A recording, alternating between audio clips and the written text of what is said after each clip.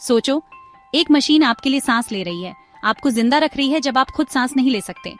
एक वेंटिलेटर यही करता है। जब फेफड़े काम करना बंद कर देते हैं तब इसका इस्तेमाल क्रिटिकल केयर में होता है। गंभीर निमोनिया से लेकर सर्जरी की कॉम्प्लिकेशंस तक वेंटिलेटर आईसीयू में पेशेंट्स को सपोर्ट करते हैं। ये सांस लेने में मदद करते हैं या पूरी तरह से सांस लेने का काम संभाल लेते हैं। फेफड़ों तक ऑक्सीजन वाली हवा पहुंचाते हैं, लगातार ऑक्सीजन सप्लाई करते हैं। वेंटिलेटर के बिना बहुत से लोग बच नहीं पाते। ये कई मेडिकल सिचुएशंस में बहुत जरूरी होते हैं, खासकर सर्जरी के बाद रिकवरी के लिए और ARDS या COPD जैसी स्थितियों के लिए, जब सांस लेने में बहुत तकलीफ होती है।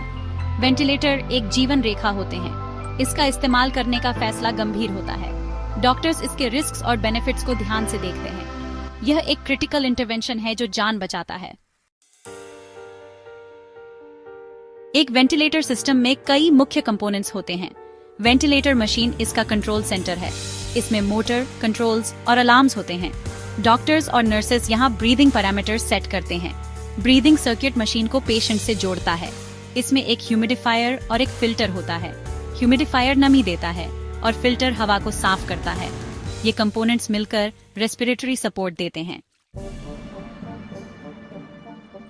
वेंटिलेटर मरीजों को एक कंट्रोल्ड और प्रिसाइज तरीके से हवा देते हैं।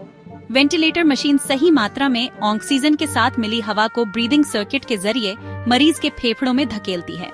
यह मैकेनिकल प्रक्रिया नेचुरल ब्रीदिंग प्रोसेस की NQL करती है। वेंटिलेशन के अलग अलग मोड्स होते हैं। हर एक का अपना स्पेसिफिक पर्पस होता है। एक कॉमन मोड है असिस्ट कंट्रोल वेंटिलेशन या ACV। ACV में वेंटिलेटर हर सांस के साथ एक निश्चित मात्रा में हवा देता है, चाहे पेशेंट खुद सांस ले रहा हो या नहीं। यह मोड उन मरीजों के लिए मददगार होता है जो बहुत कमजोर हैं या बेहोश हैं। दूसरा मोड है सिंक्रोनाइज्ड इंटरमिटेंट मैंडेटरी वेंटिलेशन या SIMV। SIMV में वेंटिलेटर प्रति मिनट एक निश्चित संख्या में सांस देता है, लेकिन पेशेंट उन सांसों के बीच खुद भी सांस ले सकता है।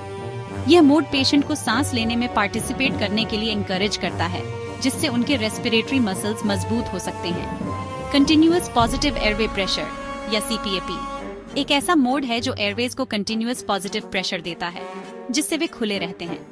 इस मोड का इस्तेमाल अक्सर उन मरीजों के लिए किया जाता है जिन्हें स्लीप एपनिया है या जिन्हें वेंटिलेटर से हटाया जा रहा है। वेंटिलेटर मोड का चुनाव पेशेंट की स्पेसिफिक कंडीशन और जरूरतों पर निर्भर करता है। मैकेनिकल वेंटिलेशन का अल्टीमेट गोल है पेशेंट को तब तक सपोर्ट देना जब तक कि वो दोबारा इंडिपेंडेंटली सांस ना ले सकें। पेशेंट को वेंटिलेटर से हटाने की प्रक्रिया एक ग्रेजुअल और केयरफुली मॉनिटर्ड प्रोसेस है। यह पर्याप्त सपोर्ट देने और पेशेंट के फेफड़ों को इंडिपेंडेंटली काम करने के लिए इंकरेज करने के बीच एक डेलिकेट बैलेंस है। मरीजों को वेंटिलेटर से हटाने के लिए डॉक्टर्स और नर्सेस कई तरीके इस्तेमाल करते हैं। वे वेंटिलेटर के सपोर्ट को धीरे धीरे कम कर सकते हैं, जिससे पेशेंट ज्यादा सांस लेने का काम खुद कर सके। वे पेशेंट को अलग अलग वेंटिलेटर मोड्स पर भी स्विच कर सकते हैं, जो स्पॉन्टेनियस ब्रीदिंग को इनकरेज करते हैं। वीनिंग प्रोसेस के दौरान मेडिकल टीम पेशेंट के वाइटल साइंस, ऑक्सीजन लेवल्स और ब्रीदिंग पैटर्न्स को क्लोजली मॉनिटर करती है। वे पेशेंट को स्टेबल और कंफर्टेबल रखने के लिए जरूरत के हिसाब से वेंटिलेटर सेटिंग्स एडजस्ट करते हैं। वीनिंग प्रोसेस में घंटों, दिनों या हफ्तों भी लग सकते हैं।